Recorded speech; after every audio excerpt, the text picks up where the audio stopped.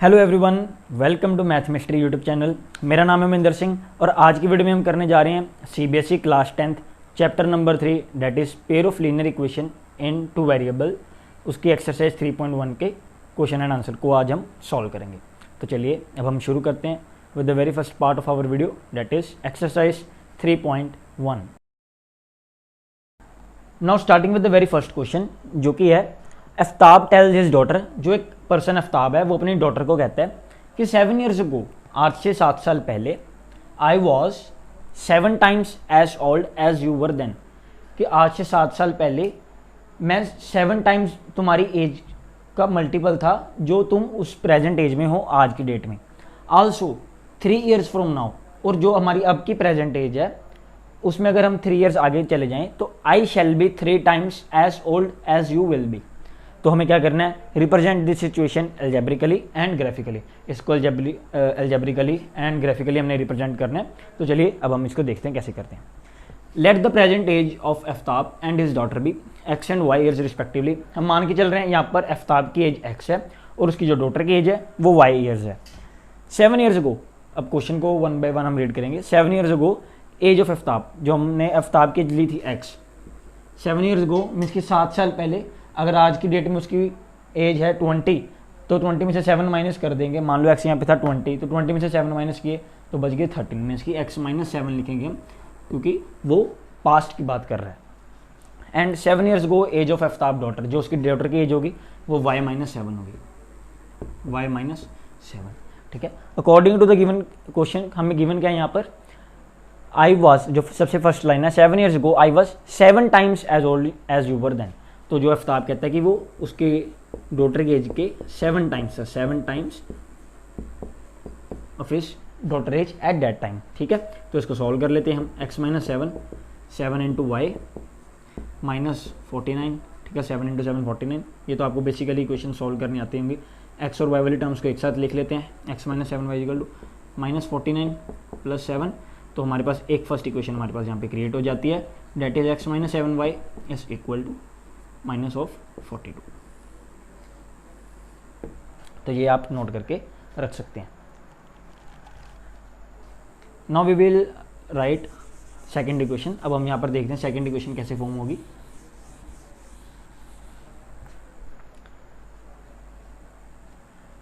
अब हम मान के चलते हैं 3 years hence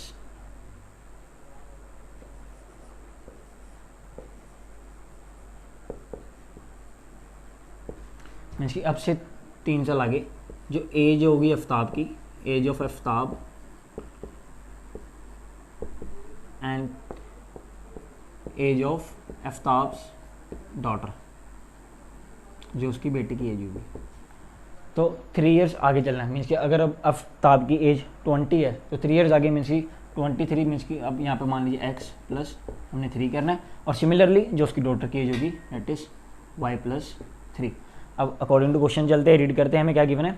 also 3 years from now, 3 साल अब से आगे, I shall be 3 times as old as you will be. Aftab कहता है कि वो उसकी डॉटर के एज के अब 3 times ज़्यादा होगा। ठीक है, तो ऐसे अब हम इस इक्वेशन को सॉल्व करेंगे। इसको हम बेसिकली नंबर 1 इक्वेशन हम नाम दे देते हैं। यहाँ पर सॉल्व करते हैं। x plus 3 is equal to 3y plus 3 into 3 is 9। x और y वाली टर्म्स को एक साथ ले आते हैं। x minus 3y which is equal to 9 minus 3, that implies x minus 3y is equal to 6। तो ये हमारे पास होगी सेकेंड इक्वेशन।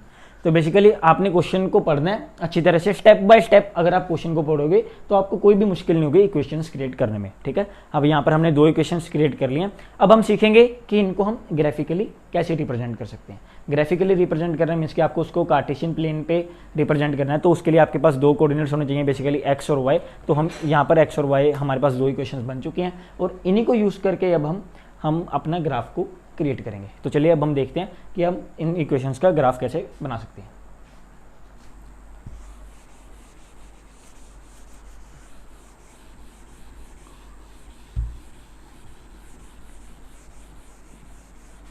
हम इन इक्वेशंस को लिख सकते हैं। सबसे पहले यहाँ पर हमारे पास इक्वेशन नंबर 1 है x minus 7y is equal to minus of 42, ठीक है। और सेकंड इक्वेशन हमारे पास है x minus 3y is equal to 6।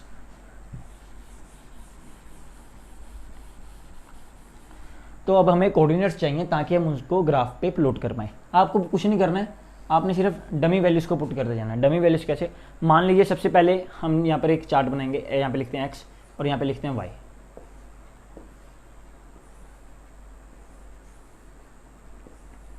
और सिमिलरली इसके लिए भी सेम x y, और यहाँ पे एक चार्ट बनाएंगे हम। ये डमी वैल्यू है, ये बेसिकली आप अपने लिए कंसिडर कर रहे हैं।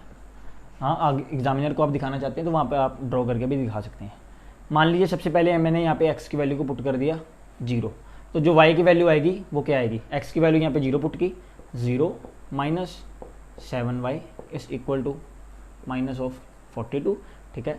अब यहाँ पे क्या बचा, minus 7y is equal to minus 42, negative के साथ नेगेटिव कैंसिल, यहाँ पे y, यहाँ पे 42 डिवाइडेड बाई 7 आ जाएगा हमारे पास, और जो y की वैल्यू आई वो बेसिकली आई 6।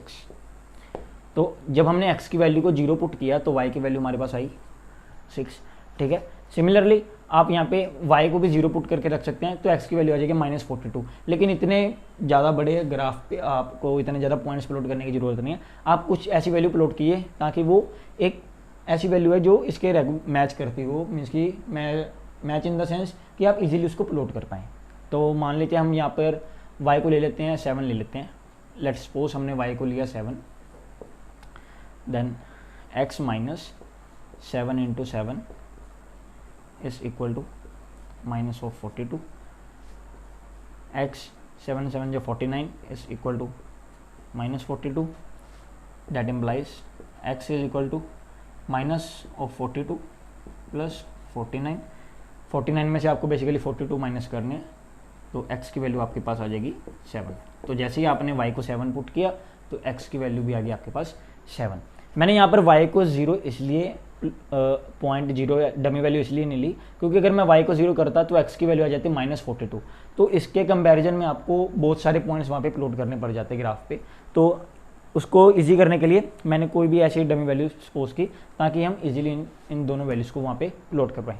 सिमिलरली जैसे आपने इसको किया, सेम इन द सेंस इसको आपको वैसे ही करना है। सबसे पहले हमने यहाँ पर x को मान लेते हैं 0 ले लिया, x की वैल्यू यहाँ पे 0 पुट करेंगे तो क्या आ जाएगा, minus of 3y is equal to 6। तो y की वैल्यू क्या आ गई हमारे पास, माइनस ऑफ 2, ठीक है। y की वैल्यू यहाँ पे आ गई माइनस 2, तो आप यहाँ पे लिख देंगे। और जैसे ही आप y को 0 पुट करोगे तो x की वैल्यू कितनी आ जाएगी हमारे पास, x minus 3 into 0 is equal to 6। तो x की वैल्यू हमारे पास आ गई 6, तो x की वैल्यू आ गई हमारे पास 6। तो आपके पास अब ये पॉइंट्स आपके पास आपको मिल चुके हैं, तो आप इजीली इनको ग्राफ पे प्लॉट कर सकते हैं। इसमें तो आपको कोई भी अब डाउट होगा नहीं, कुछ नहीं करना आपने, ग्राफ जो प्लॉट करना है हम मान लेते हैं यहाँ पे हम कोई भी यहाँ पे लिख लो 1 2 3 4 5 6 7। ये मैं फ्री हैंड्स बना रहा हूँ, so please try to understand क्योंकि मेरी ड्राइंग इतनी अच्छी नहीं है। ये हमारी x नेगेटिव एक्सिस है, ये y पॉजिटिव एक्सिस है, ये बेसिकली y नेगेटिव है, और ये हमारी पॉजिटिव x एक्सिस है। तो यहाँ पर -1 -2 -3 -4, यहाँ पे आ जाएगा हमारे पास 1 2 3 4 5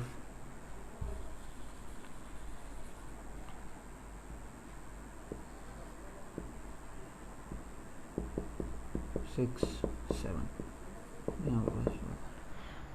तो आप 1 बाय 1 इन स्टेप्स को लोड करते जाइए। सबसे पहले हमारे पास है 0,6 मीन्स कि ये 0 है, तो 0 और y हमारा कितना है 6, तो यहाँ पे आ गया हमारे पास 0,6 पॉइंट, ठीक है। उसके बाद है 7,7, तो ये 7 है और ये 7 है, तो यहाँ पे आपका बेसिकली कुछ आएगा पॉइंट 7,7।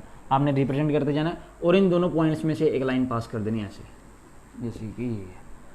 और आप इस लाइन के ऊपर लिख भी सकते हैं ये कौन सी लाइन है हमारी, x minus 7y is equal to -42, ठीक है। और सेकंड वाली हमारी है 0,-2 मीन्स कि 0,-2 y एक्सिस पे हमें जाना है 0,-2, तो ये रहा 0, हमारा -2 पॉइंट।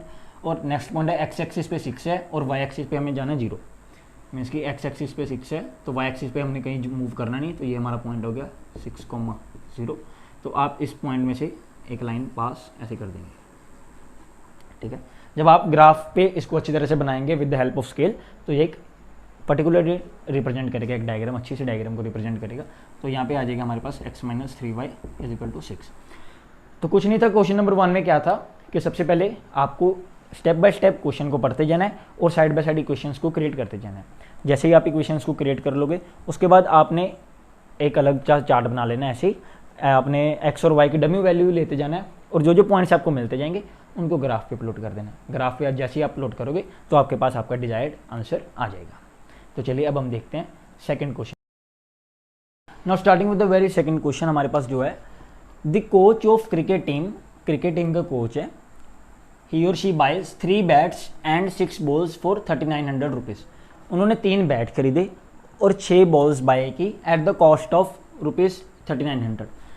उसके बाद उन्होंने एक अनदर बैट मीन्स कि एक सिंगल बैट को बाय किया और 3 more balls of the same kind, उसी सेम काइंड की बॉल्स और बैट को उन्होंने बाय किया, लेकिन इस बार बैट एक है और जो नंबर ऑफ बॉल्स हैं वो हमारे पास 3 हैं, at the rate of 1300 rupees. उन्होंने 1300 की कॉस्ट में उनको बाय किया।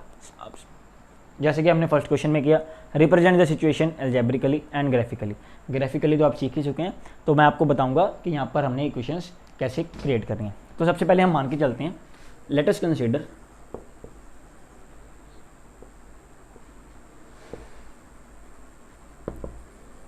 जो हमारी कॉस्ट है बैट की, cost of bat is equal to x rupees, और हम मान के चलते हैं कि जो हमारी कॉस्ट है एक सिंगल बॉल की, दैट इज वाई रुपीज़, ठीक है।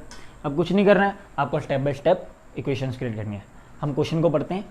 सबसे पहली लाइन में क्या लिखा हमारे पास, 3 बैट्स मीन्स कि उन्होंने अगर एक बैट की कॉस्ट एक्स रुपीज़ है तो 3 बैट्स की कॉस्ट वो होगी हमारे पास 3 times x, and 6 balls for rupees 3900। एक बॉल की कॉस्ट हमारे पास वाई रुपीज़ है, तो 6 बॉल्स की कॉस्ट होगी 6 × वाई इज इक्वल टू 3900। तो ये हमारे पास बेसिकली इक्वेशन नंबर 1 क्रिएट होगी।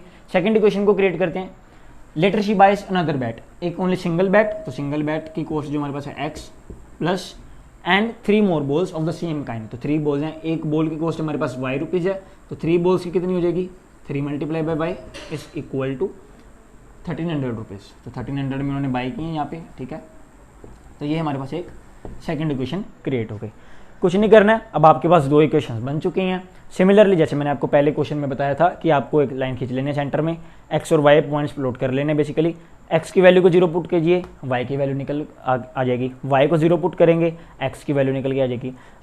आप इन दोनों में से वाई एक्स और वाई की कौन सी भी अपने अकॉर्डिंग जो भी आपको डमी वैल्यू सपोज करनी है वो आप मान के चल सकते हैं। सिमिलरली यहाँ पर भी ऐसे एक्स को 0 पुट करो, वाई की वैल्यू आ जाएगी, वाई को 0 पुट करो तो एक्स की वैल्यू आ जाएगी।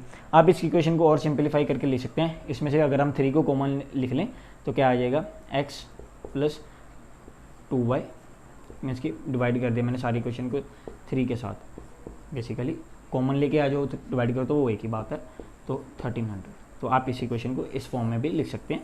तो ये आपको जो इक्वेशन की कम्प्लेक्सिटी को है वो मैंने और भी रिड्यूस कर दिया। तो चलिए अब हम देखते हैं विद क्वेश्चन नंबर 3। अब एक्सरसाइज 3.1 का ये क्वेश्चन नंबर लास्ट है, बेसिकली क्वेश्चन नंबर 3, तो इसको भी देखते हैं और इसके बाद हम बाइंड अप करेंगे। The cost of 2 kg of apples and 1 kg of grapes on a day was found to be ₹160।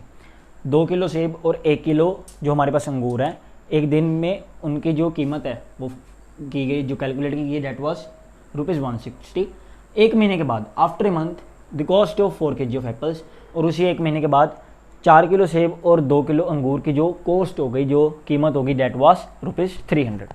इसी इक्वेशन को हमने एल्जेब्रिकली एंड ग्राफिकली रिप्रेजेंट करना है। तो चलिए अब हम देखते हैं, कुछ भी नहीं है, स्टेप बाय स्टेप आपने इक्वेशन को पढ़ते जाना है और इक्वेशन करते जाए, इक्वेशंस को बनाते जाना है। लेट अस कंसीडर, सबसे पहले हम मान लेते हैं, let us consider that cost of 1 kg apples is equal to x rupees, and similarly in the way जो cost है हमारी 1 kg of grapes की, that is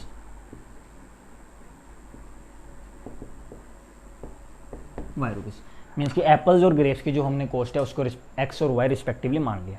उसके बाद हम एक क्वेश्चन को पढ़ते जाएंगे और साथ के साथ इक्वेशन क्रिएट करेंगे। The cost of 2 kg of apples and 1 kg of grapes. 1 kg apples की कॉस्ट x है, तो 2 kg ऑफ एप्पल्स की जो कॉस्ट हो जाएगी basically 2x plus 1 kg of grapes means की जो y है इज इक्वल टू कितनी हमारे पास ₹160। तो यहाँ पे लिख लेंगे हम 160। तो ये हमारे पास बेसिकली इक्वेशन नंबर 1 क्रिएट हो गई, ठीक है। अकॉर्डिंग टू द क्वेश्चन, यहाँ पे फिर से हम लिखेंगे according to the question, after a month, एक मंथ के बाद, the cost of 4 kg of apples means की 4 kg, 1 किलो एप्पल की जो कॉस्ट है वो x रुपीज़ है, तो 4 kg की कितनी हो जाएगी, that is 4x plus 2 kg of grapes, 1 kg of grapes cost y rupees, so 2 kg of grapes will cost 2y is equal to ₹300। तो 300 लिख देंगे यहाँ पे। सारी इक्वेशन को हम 2 से डिवाइड भी कर सकते हैं ताकि हम इक्वेशन की जो कम्प्लेक्सिटी उसको रिड्यूस कर सकें। 2 divided by 4x divided by 2 that is 2x plus y is equal to 150। तो यहाँ पर बेसिकली 2 इक्वेशन आपके पास यहाँ पे क्रिएट हो जाती हैं। सिमिलर अब आपको कुछ नहीं करना है, x और y के डमी वैल्यूज़ को यहाँ पर कंसिडर करते हुए एक ग्राफ प्लॉट कर देना है और उसको ग्राफ पे जब आप ये पॉइंट्स को प्लॉट करोगे तो आपके पास आपका डिजायर्ड आंसर आ जाएगा। मैं फिर भी आपको एक बार आपकी जो हम क्या कहते हैं स्पेसिफिकेशन के लिए मैं बता देता हूँ कैसे सॉल्व करना है। आपने यहाँ पे लिख लेना x एंड y, ठीक है, कुछ नहीं करना है। मान लीजिए हमने सबसे पहले x को 0 पुट किया तो y की वैल्यू आ जाएगी हमारे पास 160। y को 0 पुट करोगे यहाँ पे तो x की वैल्यू कितनी आ जाएगी 160 डिवाइडेड बाई 2 दैट इज़ 80, ठीक है। और इसके लिए हम x और y की जो डमी वैल्यूज को यहाँ पे कंसिडर करके एक बेसिकली पॉइंट्स जनरेट करेंगे, कोऑर्डिनेट्स जनरेट करेंगे ताकि हम उनको ग्राफ पे प्लॉट कर पाएँ। x को हमने मान लिया 0 तो y की वैल्यू हमारे पास आ जाती है यहाँ पे 150। y की वैल्यू को मान लिया मैंने यहाँ पे 0 तो x की वैल्यू क्या आ जाएगी 2x plus 0 is equal to 150, तो x की वैल्यू आ जाएगी 75। तो जो आप ग्राफ प्लॉट करोगे तो भी यहाँ पे आप जो स्केल मान सकते हैं वो 10, 20 मीन्स की 30 टू अप टू ऐसे 10 यूनिट्स का 1 scale is equal to 10 units मान के आप इन पॉइंट्स को प्लॉट करोगे तो आपके पास डिजायर्ड आंसर आ जाएगा। तो ये था आज का session 1 with exercise 3.1 of chapter number 3 that is pair of linear equation in 2 variables. अगर आपको किसी भी क्वेश्चन में कोई भी क्वेरी है, कोई भी डाउट है जहाँ पर आपको समझ नहीं आया तो आप कमेंट सेक्शन में लिख के छोड़ सकते हैं।